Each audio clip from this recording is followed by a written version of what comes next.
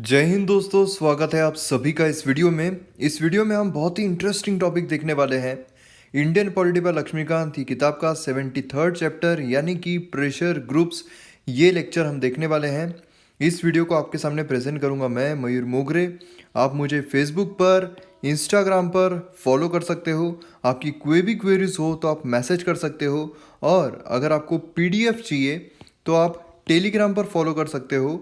Link सभी की description में दी हुई है। और ये जो लेक्चर है, इसमें मैंने सब कुछ आपके प्रीलिम्स पॉइंट ऑफ व्यू से, आपके मेंस पॉइंट ऑफ व्यू से सब कुछ इसमें निकाल के रखा है। अगर आप ये पढ़ लेते हो तो आपको वो लक्ष्मीकांत किताब में का ये जो लेक्चर है ये देखने की ज़रूरत नहीं है। लक्ष्मीकांत किताब में ये जो चैप्टर है ये पढ़ने की ज़रूरत नहीं है। जितना कुछ इम्पोर्टेंट चीज़ें हैं वो सब कुछ मैंने इस वीडियो में निकाल के रखी है, इस नोट्स में निकाल के रखी है। इसलिए आप ये जो पीडीएफ है सिर्फ वो भी अगर रिवाइज करते हो तो भी सफिशियंट रहेगा। तो शुरू करते हैं। अब प्रेशर ग्रुप ये चैप्टर समझने से पहले प्रेशर ग्रुप क्या होता है ये समझना हमारे लिए बहुत ज़रूरी है। तो एग्जाम्पल के थ्रू समझने की कोशिश करते हैं। देखिए, एक होती है सिमरन, उसे जाना होता है यूरोप टूर के लिए, लेकिन उसके जो फादर है वो काफ़ी गुस्सैल होते हैं। उस सिमरन को पता होता है कि उसके जो फादर है वो उसे जाने नहीं देने वाले हैं यूरोप टूर के लिए।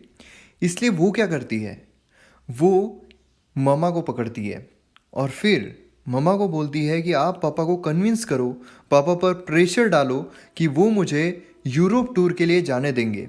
और फिर क्या होता है, फिर जो ममा होती है वो प्रेशर डालती है फादर पे, और वो समझाने की कोशिश करती है कि आप उसे जाने दीजिए, सिमरन को भी दुनिया देखने दीजिए, सिमरन को भी दुनिया घूमने दीजिए। और फिर जो फादर होते हैं वो पहले बहुत आर्ग्यू करते हैं, लेकिन उसके बाद जब इतनी आर्ग्यूमेंट हो जाती है, जब माँ समझाने की कोशिश करती है, तो जो फादर होते हैं वो प्यार से समझ जाते हैं।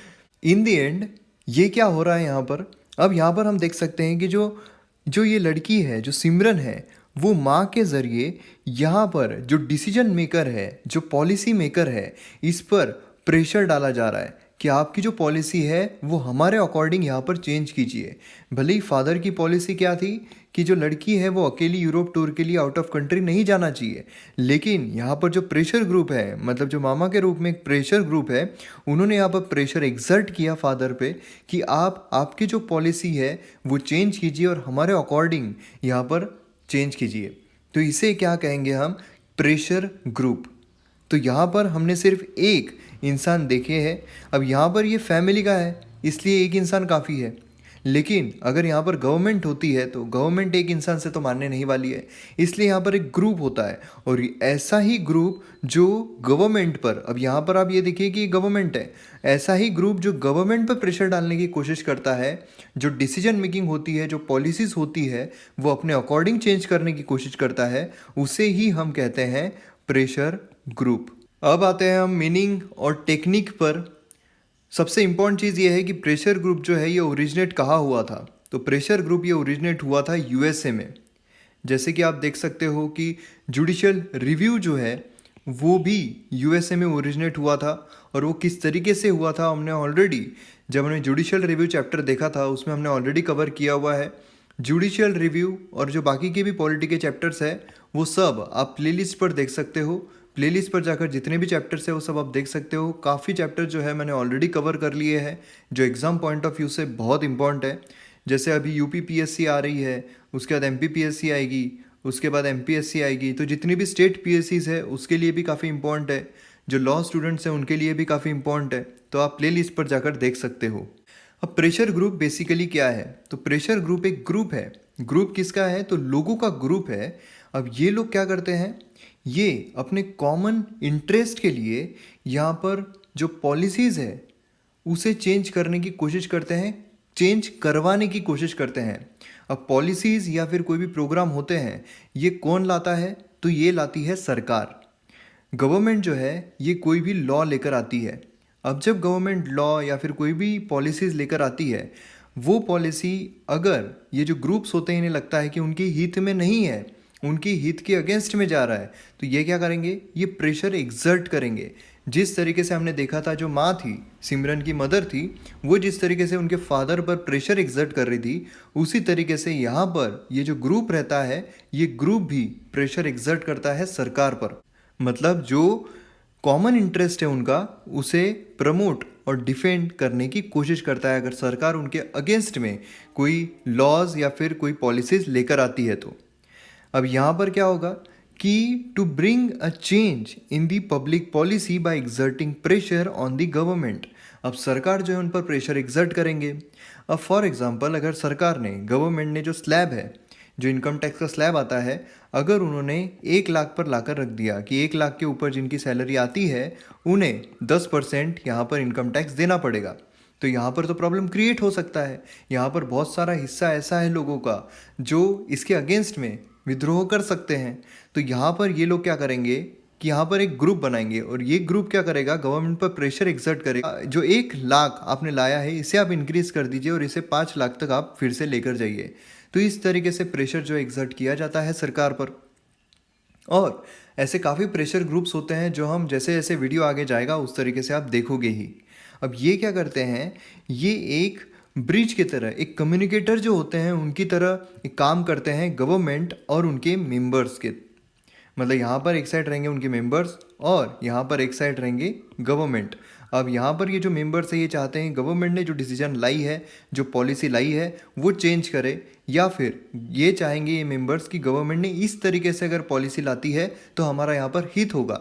अब यहाँ पर ये जो प्रेशर ग्रुप है वो रहेंगे इस तरीके से एक ब्रिज की तरह, एक कम्युनिकेटर की तरह काम करेंगे, मीडिएटर की तरह काम करेंगे, और ये जो मेंबर्स हैं इनका ग्रुप या इनका जो प्रेशर है वो सरकार पर एक्सर्ट करेंगे। अब यहाँ पर प्रेशर ग्रुप जो होते हैं उन्हें इंटरेस्ट ग्रुप भी कहा जाता है, क्योंकि एक जो पर्टिकुलर इंटरेस्ट होता है उसे ये लोग प्रमोट करते हैं। एक जो पर्टिकुलर कल्चर होता है उसे ये लोग प्रमोट करते हैं, उसे डिफेंड करने की यहाँ पर कोशिश करते हैं, जो इंटरेस्ट होता है लोगों का। अब यहाँ पर they are concern with specific programs and issues and their activities are confined to the protection and promotion of the interest of their members by influencing the government. अब वही चीज़ यहाँ पर फिर से बताई गई है कि जो मेंबर्स होते हैं वो जो चाहते हैं, ये प्रेशर ग्रुप वाले वही चीज़ गवर्नमेंट पर उसी तरीके से प्रेशर एक्सर्ट करते हैं और उस तरीके से जो उनकी पॉलिसीज़ है या फिर जो डिसीजंस है वो इन्फ्लुएंस करने की कोशिश करते हैं। अब यहाँ पर क्या होता है, जो पॉलिटिकल पार्टीज़ है क्या वो प्रेशर ग्रुप है? अब देखते हैं। देखिए आपने देखा होगा अन्ना हज़ारे साहब जो है, अन्ना हज़ारे साहब ने बहुत बड़ा विद्रोह किया था सरकार के अगेंस्ट में कुछ साल पहले। अब वहाँ जब उन्होंने किया था तो उन्हें पब्लिक का काफ़ी सपोर्ट मिला था और उन्होंने अनशन पर बैठे थे वो। अब वो क्या चाह रहे थे कि यहाँ पर लोकपाल जो है वो आ जाए। अब इसमें क्या हो रहा था, इसमें जो लोग हैं लोगों की हित की बात वो कर रहे थे और अनशन पर जब बैठे थे तो वो क्या कर रहे थे, गवर्नमेंट पर प्रेशर एक्सर्ट कर रहे थे। अब यहाँ पर ये किसी भी पॉलिटिकल पार्टी से कनेक्टेड नहीं थे अन्ना हज़ारे साहब जो है वो, और उन्होंने खुद की पार्टी भी नहीं बनाई और वो कोई इलेक्शन में खड़े भी नहीं हुए। तो वहाँ पर ये जो एक ग्रुप बनता है, जो अन्ना हज़ारे साहब का जो ग्रुप बनता है उसे हम कहते हैं प्रेशर ग्रुप। लेकिन अन्ना हज़ारे साहब के साथ कोई और लोग भी थे। अब वो जो लोग थे उन्होंने सेपरेट एक पॉलिटिकल पार्टी बना ली। अब पॉलिटिकल पार्टी बना ली तो अब ये जो पॉलिटिकल पार्टी, ये जो ग्रुप है यहाँ पे जिन्होंने पॉलिटिकल पार्टी बनाई है, क्या वो भी प्रेशर ग्रुप है? तो नहीं, वो प्रेशर ग्रुप नहीं है, क्योंकि जो प्रेशर ग्रुप होते हैं वो कभी इलेक्शन कॉन्टेस्ट नहीं करते हैं। वो सिर्फ क्या करते हैं, जो डिसीजन मेकिंग होती है सरकार की, गवर्नमेंट कहीं पर भी अगर डिसीजन कुछ लेते हैं, पॉलिसी कुछ भी बनाते हैं तो उसे सिर्फ वो इन्फ्लुएंस करने की कोशिश करते हैं। अब किसके द्वारा करते हैं, तो जैसे पिटिशंस हो गए, याचिका दाखिल करेंगे, या फिर जो पब्लिसिटी होती है उसके द्वारा करेंगे। पब्लिसिटी, जब बहुत ज़्यादा पब्लिसिटी मिल जाती है, बहुत ज़्यादा पॉपुलैरिटी मिल जाती है तो सरकार पर अपने आप प्रेशर जो है वो एग्जर्ट होना शुरू हो जाता है। जैसे अन्ना हज़ारे साहब के केस में हमने देखा था, उन्हें इतनी ज़्यादा पॉपुलैरिटी मिल गई थी, इतनी ज़्यादा पब्लिक सपोर्ट मिल गया था कि जो गवर्नमेंट है वो काफ़ी दबाव में आ गई थी उनकी चीज़ें सुनने के लिए। अब यहाँ पर कुछ 3 टेक्निक्स है वो यहाँ पर हम जानने की कोशिश करते हैं। तो पहला आता है इलेक्शनरिंग। अब इसमें क्या होता है, पब्लिक ऑफिस पर्सन्स। अब यहाँ पर कोई भी इंसान है, कोई भी ग्रुप है, वो क्या करेगा, पहले जो ऑफिसर्स है पब्लिक ऑफिस में जाके कुछ याचिका दाखिल करेंगे और वो जो काम है वो करने की कोशिश करेंगे या फिर करवाने की कोशिश करेंगे, कोई भी चीज़ अगर उन्हें चेंज करना है तो। फिर नेक्स्ट स्टेप आती है, जब इसमें थोड़ी सफलता नहीं मिलती है तब नेक्स्ट स्टेप पर जाते हैं, वो होता है परसुएट पब्लिक ऑफिसर्स। अब यहाँ पर पब्लिक ऑफिसर जो होते हैं उन पर दबाव बनाने की कोशिश की जाती है, इसे हम कहते हैं लॉबिंग। इसमें दबाव बनाने की कोशिश की जाती है, जो पब्लिक ऑफिसर्स होते हैं उन पर थोड़ा प्रेशर एग्जर्ट करने की बात की जाती है, प्रेशर एग्जर्ट किया जाता है। और फिर तीसरी चीज़ जो आती है वो ये है कि जो जनता है उनका यहाँ पर सपोर्ट मांगा जाता है, उसे कहते हैं हम प्रोपेगेंडाइज। अब यहाँ पर क्या करते हैं, जो लोग हैं उनका सपोर्ट लेते हैं, और जब लोगों का सपोर्ट मिल जाता है तो सरकार अपने आप प्रेशर में आ जाती है। तो इस तरीके की 3 टेक्निक्स है, ये आपको मेंस में पूछा जा सकता है। तो मेंस में पूछने के लिए मैंने इस तरीके से एक डायग्राम बनाई है, अगर आप डायग्राम भी बनाते हो तो बहुत अच्छी बात है, और फिर एक एक चीज़ जो है आप एक्सप्लेन कर सकते हो अपनी खुद की लैंग्वेज में। अब यहाँ पर pressure group in India, Bharat में जो प्रेशर ग्रुप है उनकी यहाँ पर हम बात करते हैं, कौन कौन से प्रेशर ग्रुप है। अब देखिए यहाँ पर जितने भी प्रेशर ग्रुप के नाम हैं वो आपको याद रखने की ज़रूरत नहीं है, यहाँ पर आप नहीं भी लिखोगे तो भी चलेगा। अगर आप सिर्फ ये जो टाइटल्स है अगर वो देकर उसका थोड़ा मीनिंग समझा देते हो तो उतना भी सफिशिएंट है, आपको पूरा डिटेल में देखने की ज़रूरत नहीं है। अब पहला आता है बिजनेस ग्रुप। बिजनेस ग्रुप मतलब क्या होता है, जो बड़े बड़े बिजनेसमैन लोग हैं, जो इंडस्ट्रियल एंड कमर्शियल बॉडीज़ है। अब ये जो बिजनेस ग्रुप होते हैं ये काफ़ी सोफिस्टिकेटेड होते हैं और बहुत पावरफुल भी होते हैं। अगर आप देखोगे अंबानी साहब, वो इतने पावरफुल है, अगर वो कुछ बोलते हैं सरकार को तो सरकार को पता है कि इतना ज़्यादा वो इनकम टैक्स भरते हैं, इतनी ज़्यादा उनकी एक एक पैसा है उनके पास। तो ऑब्वियस है कि जो इंडियन इकोनॉमी है उसमें भी काफ़ी बड़ा हिस्सा है उनका, इसलिए वो बहुत ज़्यादा पावरफुल भी होते हैं, और उनके जो थॉट्स होते हैं, उनके जो सजेशंस होते हैं, उनका जो प्रेशर होता है वो काफ़ी बड़ा होता है। अब इसमें कौन कौन आते हैं, तो federation of Indian chamber of commerce and industries, FICC FICCI आते हैं। उसके बाद associated chamber of commerce and industry of India, उसके बाद federation of India, all India food grains dealers association. तो ये सब कुछ इसमें आते हैं। नेक्स्ट आते हैं ट्रेड यूनियंस। अब ट्रेड यूनियंस जो होते हैं ट्रेड यूनियंस, जो उनकी डिमांड है मतलब इंडस्ट्रियल वर्कर से रिलेटेड, वो सारी यहाँ पर रखते हैं। लेबर ग्रुप्स जो होते हैं वो भी इन्हें कहा जाता है। और यहाँ पर जो ट्रेड यूनियंस होते हैं ये डायरेक्टली या फिर इनडायरेक्टली पॉलिटिकल पार्टी से एसोसिएटेड होते ही है। अगर आप देखोगे all India trade union Congress, अब यहाँ पर Indian national trade union Congress, तो ये जो होते हैं कहीं ना कहीं डायरेक्टली या फिर इनडायरेक्टली ये कोई ना कोई पॉलिटिकल पार्टी से कनेक्टेड होते ही है। जैसे कि स्टूडेंट जो होते हैं, स्टूडेंट जो ऑर्गेनाइजेशंस होते हैं वो भी कोई ना कोई पॉलिटिकल पार्टी से कनेक्टेड होते हैं, उसी तरीके से ट्रेड यूनियन जो है वो भी कनेक्टेड होते हैं। अब अगर हम फर्स्ट ट्रेड यूनियन देखते हैं भारत की, तो all India trade union Congress ये फाउंड की गई थी 1920 में। और किसने की थी, तो लाला लाजपत राय फर्स्ट प्रेसिडेंट थे उसके। 1945 तक जो कांग्रेसमैन थे, सोशलिस्ट कम्युनिस्ट, उन्होंने वर्क किया था AITUC में, मतलब all India trade union Congress में। और ये सेंट्रल ट्रेड यूनियन ऑर्गेनाइजेशन थी वर्कर्स की, और उसी के साथ ये स्प्लिट भी हो गई थी। तो ये हिस्ट्री का पार्ट है, हमने काफ़ी हिस्ट्री में जो हम लेक्चर देखेंगे तो उसमें सब कुछ हम देखेंगे ये। अब नेक्स्ट आते हैं हम अग्रेरियन ग्रुप पर। अब अग्रेरियन ग्रुप जो है ये रिप्रेजेंट किसे करता है, तो फार्मर्स को करता है। अब अगर आपने देखा होगा कुछ ही दिनों पहले रिसेंटली जो फार्मर्स है, बहुत सारे फार्मर, जो महाराष्ट्र के बहुत सारे फार्मर्स है, वो सीधे जाके जो चीफ मिनिस्टर साहब है उनके ऑफिस के सामने जाके खड़े हो गए थे, पूरे जो महाराष्ट्र के जितने भी फार्मर्स थे। अब ये क्या था, तो ये भी एक प्रेशर एग्जर्ट करना था, इसे भी हम प्रेशर ग्रुप कहते हैं, इसे हम अग्रेरियन ग्रुप कहते हैं। उन्होंने उनकी हित के लिए, मतलब जो फार्मर्स है उनके हित के लिए, जो मिनिमम सपोर्ट प्राइस हो या फिर कुछ भी हो, अगर उनके हित के लिए वो वहाँ पर जाते हैं और गवर्नमेंट पर प्रेशर एग्जर्ट करना शुरू करते हैं, तो उसे हम कहेंगे अग्रेरियन ग्रुप और प्रेशर ग्रुप। तो उसमें कौन कौन आते हैं, तो भारतीय किसान यूनियन, उसके बाद ऑल इंडिया किसान सभा, रिवोल्यूशनरी पेजेंट कन्वेंशन, उसके बाद भारतीय किसान संघ। तो इस तरीके से हम देख सकते हैं कि ऐसे जो अग्रेरियन ग्रुप्स है वो हमें देखने को मिलते हैं। फिर आते हैं प्रोफेशनल एसोसिएशंस। अब यहाँ पर प्रोफेशनल एसोसिएशंस में कौन कौन आते हैं, तो जैसे डॉक्टर्स हो गए, लॉयर्स हो गए, जर्नलिस्ट हो गए, टीचर्स हो गए। तो ये लोग भी क्या करते हैं, इनकी भी कुछ हितों की बातें होती है। जैसे डॉक्टर्स जो है उनका काफ़ी प्रॉब्लम क्रिएट हो रहा था, प्रॉब्लम चल रहे थे, जो डॉक्टर्स हैं उनको जो भी पॉलिसीज़ है वो पसंद नहीं आ रही थी। अब यहाँ पर ये क्या होता है, इन्हें काफ़ी रिस्ट्रिक्शन का सामना करना पड़ता है, लेकिन फिर भी इतना रिस्ट्रिक्शन रहने के बाद भी वो गवर्नमेंट पर प्रेशर डालते हैं ताकि कुछ जो चीज़ें हैं जो उनकी विपरीत जा रही है उन्हें इन्फ्लुएंस कर सके। अब इसमें आते हैं Indian medical association, bar council of India, Indian federation of working journalist, all India federation of university and college teachers. फिर आते हैं स्टूडेंट ऑर्गेनाइजेशन। अब स्टूडेंट ऑर्गेनाइजेशन जो है, जैसे हमने ट्रेड यूनियन देखा था, वो जैसे पॉलिटिकल पार्टी से डायरेक्टली या फिर इनडायरेक्टली जो है वो कनेक्टेड रहते थे, उसी तरीके से स्टूडेंट ऑर्गेनाइजेशन जो है वो भी यहाँ पर डायरेक्टली या फिर इनडायरेक्टली कोई ना कोई पॉलिटिकल पार्टी से कनेक्टेड होते हैं। इसमें आते हैं अखिल भारतीय विद्यार्थी परिषद, एबीवीपी, आपने काफ़ी सुना होगा। उसके बाद आते हैं ऑल इंडिया स्टूडेंट फेडरेशन, उसके बाद national student union of India, progressive students union. तो इस तरीके से हम देख सकते हैं कि काफ़ी ये जो स्टूडेंट ऑर्गेनाइजेशन होते हैं ये भी कोई ना कोई पॉलिटिकल पार्टी जो होती है उससे कनेक्टेड होते हैं। फिर आते हैं रिलीजियस ऑर्गेनाइजेशन।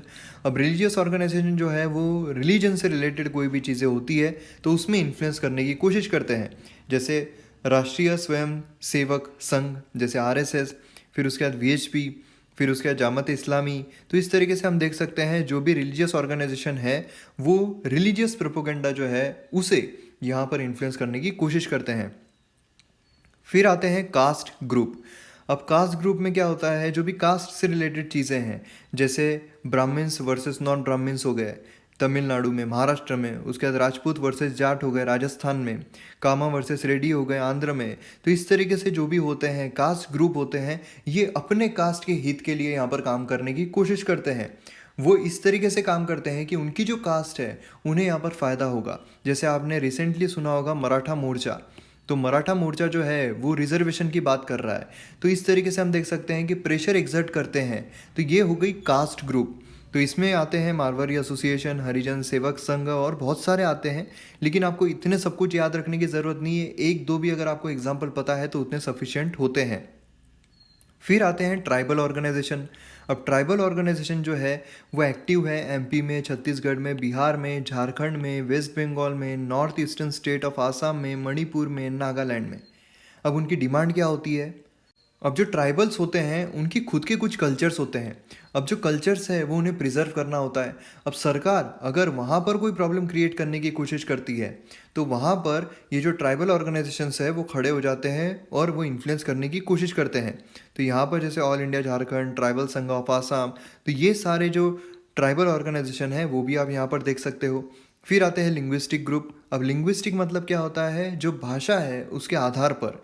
अब लैंग्वेज जो है बहुत इंपॉर्टेंट फैक्टर है। अगर आप देखोगे स्टेट का जो बायफर्गेशन हुआ था वो लिंग्विस्टिक ग्रुप में होना शुरू हुआ था, तो उस वजह से यहाँ पर बहुत इंपॉर्टेंट फैक्टर है जो लैंग्वेज है वो। और यहाँ पर जो लैंग्वेज है उसी के साथ लैंग्वेज जो है वो अकेली नहीं आती है, उसके साथ कास्ट भी आता है, रिलीजन भी आती है, ट्राइब्स भी आते हैं।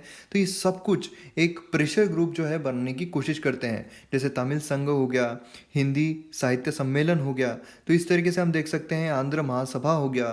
तो ये सब क्या करेंगे, ये सब अपनी जो लैंग्वेज है उसे प्रिजर्व करने के लिए, उसे अच्छे से रखने के लिए सरकार पर प्रेशर एक्सर्ट कर सकते हैं।